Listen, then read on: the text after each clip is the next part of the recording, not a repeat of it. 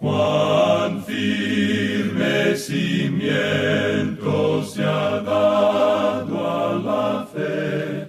Le presentamos A través de la Biblia, un análisis de la Biblia libro por libro que nos ayudará a crecer espiritualmente. Estos estudios fueron diseñados por el Dr. J. Vernon McGee, destacado maestro y expositor de la Biblia. Acompáñenos en este fascinante recorrido a través de la Biblia. La palabra de Dios. Continuamos hoy, amigo oyente, nuestro estudio de Génesis, el primer libro del Antiguo Testamento. En nuestro programa anterior estábamos considerando la salida de Jacob de la casa de Labán y dijimos que no le había avisado a Labán que se iba.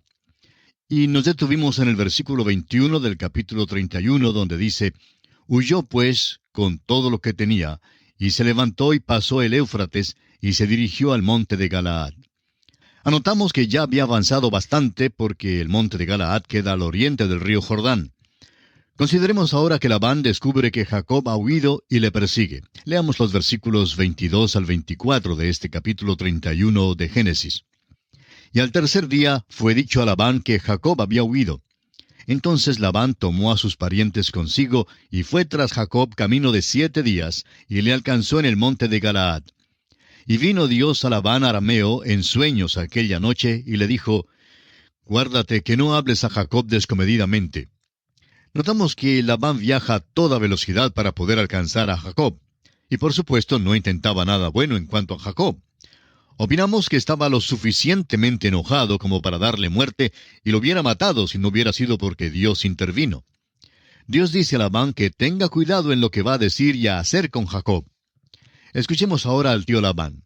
Es un pícaro mañoso. Ha estado viajando, voceando amenazas y deseoso de recobrar todas las posesiones que Jacob había llevado.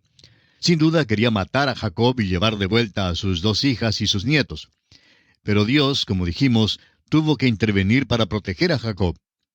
En los versículos 25 al 27 vemos la reacción de Labán al haber alcanzado a Jacob. Leamos.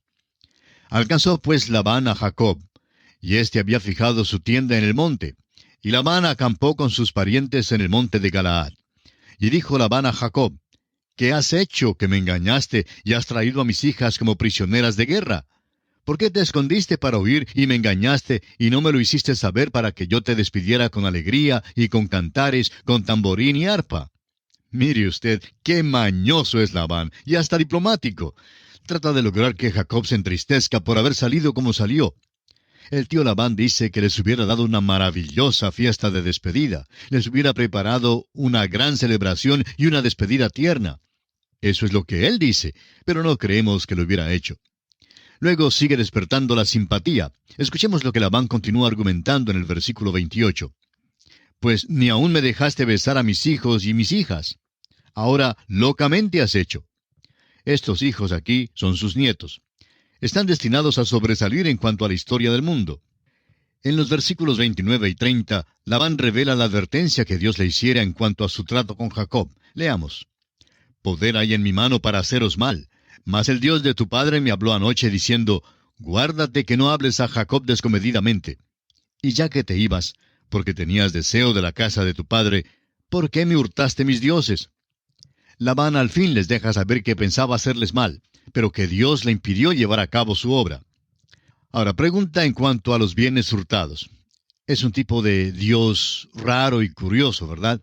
Es un Dios extraño porque se le puede secuestrar. Ahora, realmente Jacob no sabía que Raquel había robado los ídolos. Cuando contesta a Labán, le contesta en cuanto a la salida, sin notificarle ni siquiera para que les pudiera dar una fiesta de despedida. Notemos lo que dice Jacob en el versículo 31. «Respondió Jacob y dijo a Labán: Porque tuve miedo, pues pensé que quizá me quitarías por fuerza a tus hijas». Jacob sabía que Labán no le hubiera dejado llevar a las esposas y la familia y todo lo que le pertenecía. Y continúa hablando con la certeza de que nadie habría robado algo de Labán. Y es que Jacob no le creía a Labán. Si usted cree que Labán creyó a Jacob, está muy equivocado también. No tenía ninguna confianza el uno en el otro. Han pasado juntos unos 20 años muy amables y agradables, ¿verdad? Jacob ahora alega su inocencia. Leemos el versículo 32. Aquel en cuyo poder hallares tus dioses, no viva. Delante de nuestros hermanos reconoce lo que yo tenga tuyo y llévatelo. Jacob no sabía que Raquel los había hurtado. Vemos aquí que Labán no queda contento con la respuesta de Jacob y procede de inmediato a investigar lo relacionado con la desaparición de sus ídolos.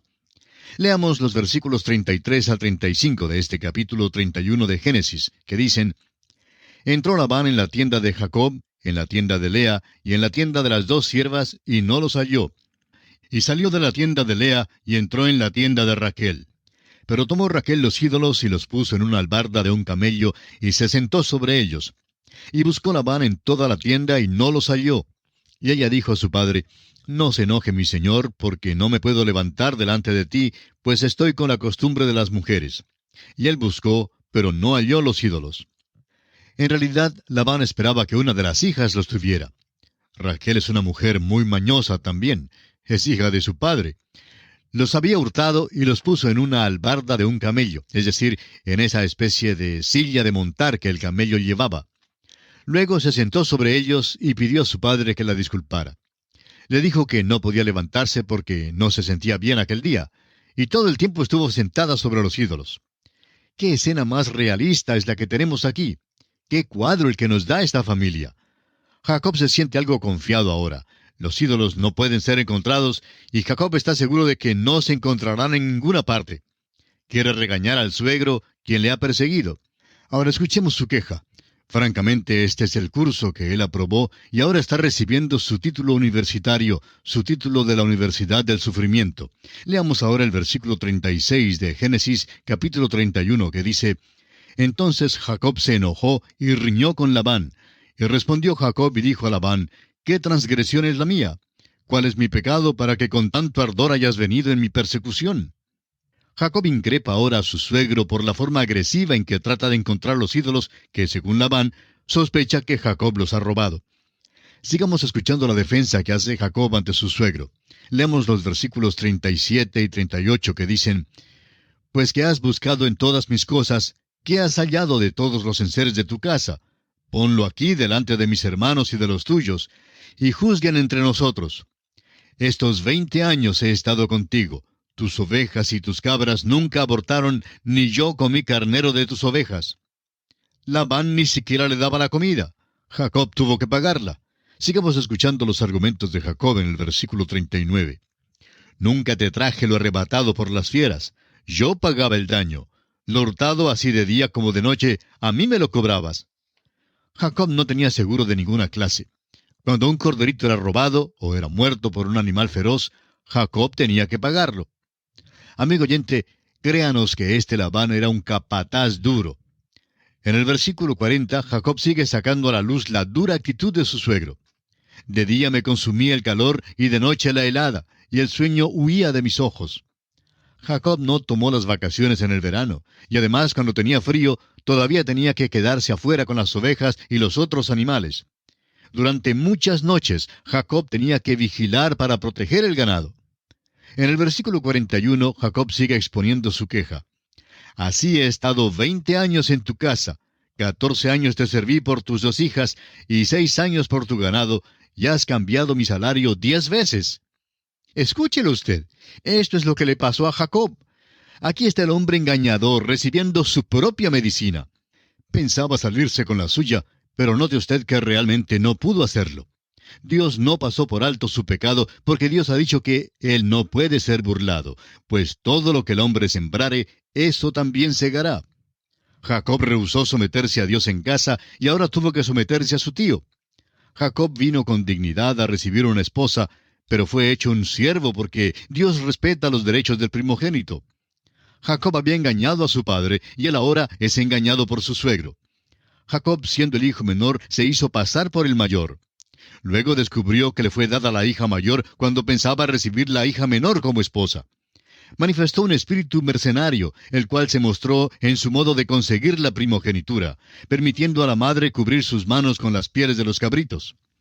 Más adelante veremos que sus propios hijos le engañan del mismo modo. Degollaron un cabrito y tiñeron la túnica de diversos colores de su hijo menor, José, con la sangre. Amigo oyente, la sentencia bíblica afirma, todo lo que el hombre sembrare, eso también segará.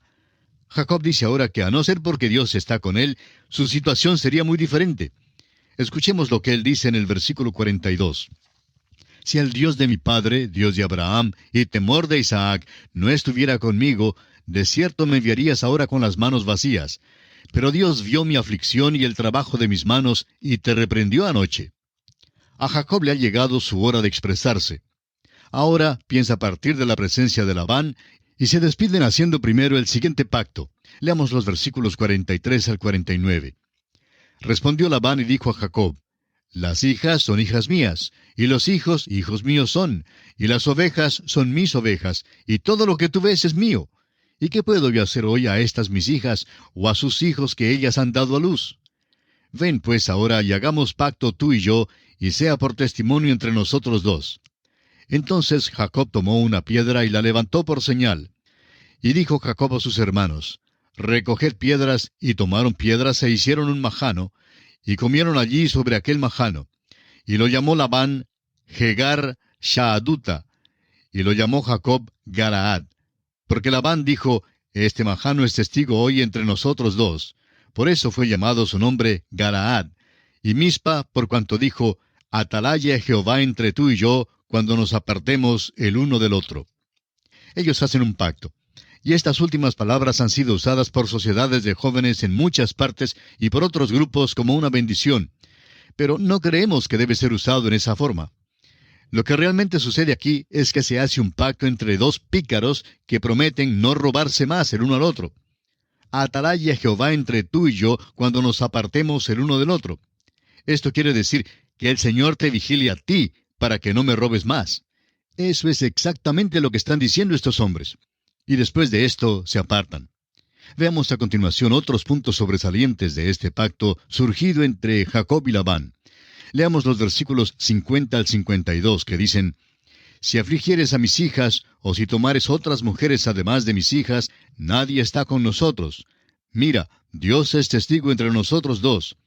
Dijo más Labán a Jacob, he aquí este majano, y he aquí esta señal que he erigido entre tú y yo. Testigo sea este majano, y testigo sea esta señal, que ni yo pasaré de este majano contra ti, ni tú pasarás de este majano, ni de esta señal contra mí, para mal. El Dios de Abraham y el Dios de Nacor juzgue entre nosotros, el Dios de sus padres.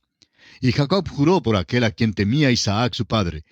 Entonces Jacob inmoló víctimas en el monte, y llamó a sus hermanos a comer pan, y comieron pan, y durmieron aquella noche en el monte. Y se levantó Labán de mañana, y besó sus hijos y sus hijas, y los bendijo, y regresó y se volvió a su lugar. El majano en Mispa quedó como testigo entre Labán y Jacob.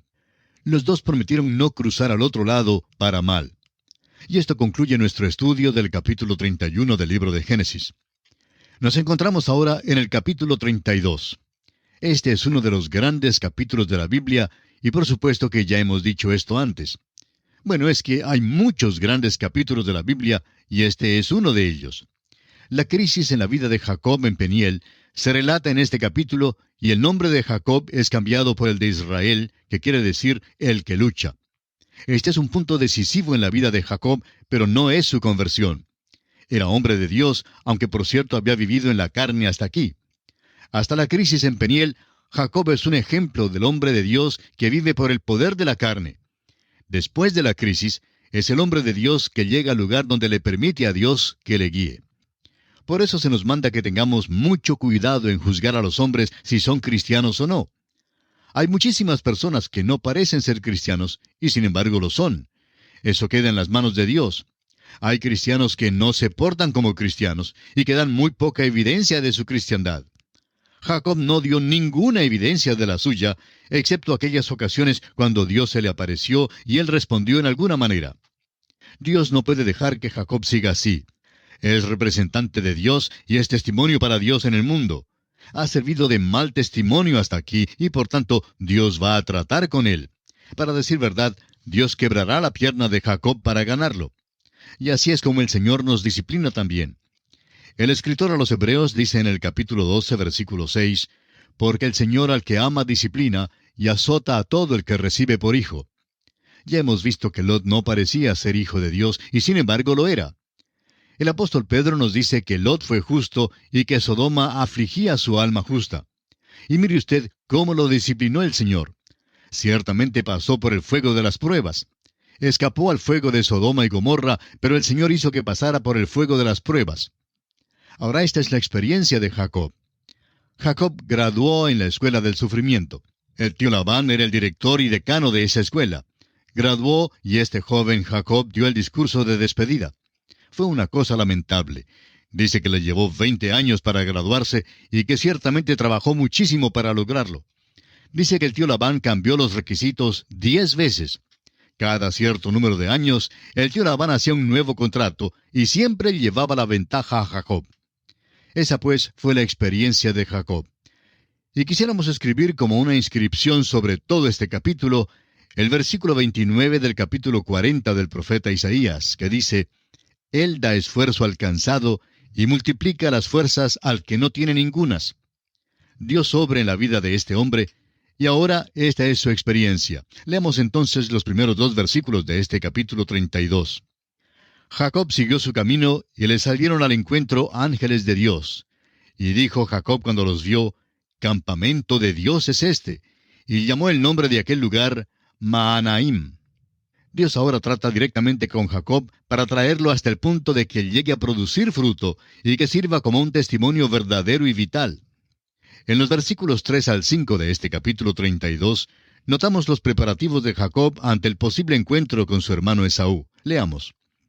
Y envió Jacob mensajeros delante de sí a Esaú su hermano, a la tierra de Seir, campo de Edom, y les mandó diciendo: Así diréis a mi señor Esaú: Así dice tu siervo Jacob: Con Labán he morado, y me he detenido hasta ahora, y tengo vacas, asnos, ovejas, y siervos y siervas. Y envío a decirlo a mi señor, para hallar gracia en tus ojos. Todavía continúa siendo mañoso Jacob. Simplemente no puede dejar de serlo después de sus experiencias con Labán. Al regresar, se acuerda de la última vez hace 20 años, cuando Esaú le amenazaba. Note usted que manda a los mensajeros a que digan: mi señor Esaú y tu siervo Jacob. Esa no es la manera en la cual Jacob había hablado antes. Había manipulado para conseguir la primogenitura y robó la bendición. Era pícaro, pero ahora su modo de hablar es diferente. Suponemos que aprendió unas pocas cosas de su tío Labán. Mi señor Esaú, tu siervo Jacob. Conozcamos ahora los resultados de este intento de paz con su hermano mayor. Leamos el versículo 6. Y los mensajeros volvieron a Jacob diciendo: Vinimos a tu hermano Esaú, y él también viene a recibirte, y 400 hombres con él. Eso atemorizó de veras a Jacob, porque no sabía el significado de todo eso. Esaú no le indicó a los siervos de ninguna manera. Suponemos que Jacob los interrogó detenidamente y les preguntó: ¿detectaron ustedes alguna señal de animosidad o amargura u odio hacia mí? Imaginamos que los siervos dijeron que no la habían detectado. Ellos pensaban que Esaú estaba contento de recibir la información de que Jacob venía a encontrarle, y por tanto salió él a encontrar a Jacob. Aún el hecho de que Esaú estaba contento no significó nada para Jacob. Después de todo, podría significar que Esaú estaría contento porque tiene la oportunidad de vengarse ahora. El pobre Jacob, pues, quedó muy turbado. Ahora, en los versículos 7 al 11 encontramos a Jacob preparando una estrategia ante el encuentro con su hermano Esaú. Leamos. Entonces Jacob tuvo gran temor y se angustió, y distribuyó el pueblo que tenía consigo, y las ovejas y las vacas y los camellos en 2 campamentos. Y dijo: si viene Esaú contra un campamento y lo ataca, el otro campamento escapará. Y dijo Jacob: Dios de mi padre Abraham, y Dios de mi padre Isaac, Jehová, que me dijiste: vuélvete a tu tierra y a tu parentela, y yo te haré bien. Menor soy que todas las misericordias, y que toda la verdad que has usado para con tu siervo. Pues con mi cayado pasé este Jordán, y ahora estoy sobre 2 campamentos. Líbrame ahora de la mano de mi hermano, de la mano de Esaú, porque le temo. No venga acaso y me hiera la madre con los hijos. Jacob cree que le va mal de veras. Su hermano viene a encontrarle y por tanto divide el grupo en 2 partes. Todavía es mañoso y dice que si Esaú ataca a un grupo, el otro grupo tendrá la oportunidad de escapar. Ahora vemos que en su hora de apuro suplica a Dios, implora a Dios sobre la base del hecho de que Él es el Dios de su padre Abraham y el Dios de su padre Isaac. Comenzamos a descubrir ahora un pequeño cambio en su vida. Esta es la primera vez que oímos decir a Jacob que no era digno de la más pequeña de las misericordias de Dios. Aquí está Jacob y por primera vez reconoce que puede ser pecador delante de Dios. Hay muchos cristianos hoy día que no reconocen que son pecadores. Hasta se encolerizan a veces porque se les indica que son pecadores. Y cuentan todas las cosas que hacían antes y expresan también que son salvos y que ahora ya no son pecadores. Amigo oyente, todos somos pecadores que hemos llegado a ser salvos por la gracia de Dios. Mientras estemos en este cuerpo mortal, tenemos esta naturaleza vieja que no puede llevarnos al cielo. Y es más, no irá al cielo. Dios no le permitirá entrar en el cielo. Por eso nos da una naturaleza nueva. La naturaleza vieja ni siquiera puede ser reparada. Ahora Jacob comienza a decir que no es digno. Cuando cualquier hombre comienza a acercarse a Dios en esta base, encuentra que Dios se comunica con él. Y Jacob hace la declaración interesante de que había cruzado el Jordán con solo el cayado y que ahora llega al cruce con 2 campamentos. Pero tenía miedo y esa noche de veras imploró a Dios. Fue una noche muy difícil para él. Y lo peor del caso es que ni siquiera había llevado una aspirina con él. No llevó con él ni siquiera una aspirina. Fue una noche verdaderamente difícil. Veamos ahora los versículos 13 al 16. Y durmió allí aquella noche, y tomó de lo que le vino a la mano un presente para su hermano Esaú: 200 cabras y 20 machos cabríos, 200 ovejas y 20 carneros, 30 camellas paridas con sus crías, 40 vacas y 10 novillos, 20 asnas y 10 borricos. Y lo entregó a sus siervos, cada manada de por sí, y dijo a sus siervos: Pasad delante de mí, y poned espacio entre manada y manada. Es interesante que ahora Jacob es muy generoso con su ganado. Su táctica es enviar una manada como rico regalo a su hermano. Ahora, cuando llegaba aquella primera manada, Esaú diría: Pues, ¿y qué es esto? Los siervos le responderían: Te traemos un regalo de tu hermano Jacob. Esaú recibiría entonces aquella manada, y después de viajar más, se encontraría con otra manada del mismo tamaño. Y al preguntar a los siervos a dónde iban, le dirían que iban a encontrarse con Esaú. Y él diría: Pues yo soy Esaú. Y le contestarían los siervos: Ten un regalo de tu hermano Jacob. Y así, cuando por fin se encontrara con Jacob y su familia, el corazón de Esaú estaría ya muy enternecido. Jacob había orado a Dios y recordó que el Señor le había mandado que regresara a su tierra con la promesa de que le protegería. Pero, ¿cree Jacob a Dios de veras? Tal vez no. Sigue haciendo todos estos arreglos que revelan que no confía en Dios de ninguna manera. Y tememos que esta sea nuestra misma posición. Muchos de nosotros llevamos nuestros cuidados y aflicciones al Señor en oración y los ponemos en Cristo. Yo lo hago personalmente. Luego, al terminar de orar, nos paramos y nos ponemos de nuevo las cargas y salimos de nuevo con ellas.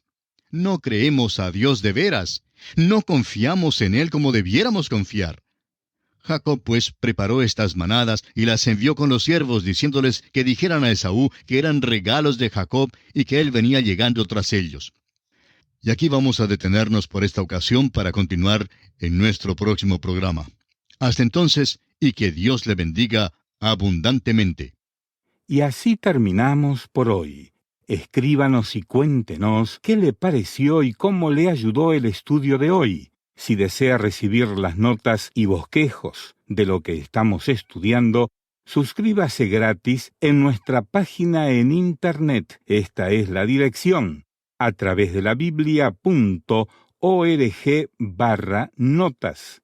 atravesdelabiblia.org/notas. Repito, atravesdelabiblia.org/notas. Si desea escuchar nuevamente el programa o si se perdió alguno de ellos, vaya a atravesdelabiblia.org/recursos. Repito, atravesdelabiblia.org/recursos. A través de la Biblia.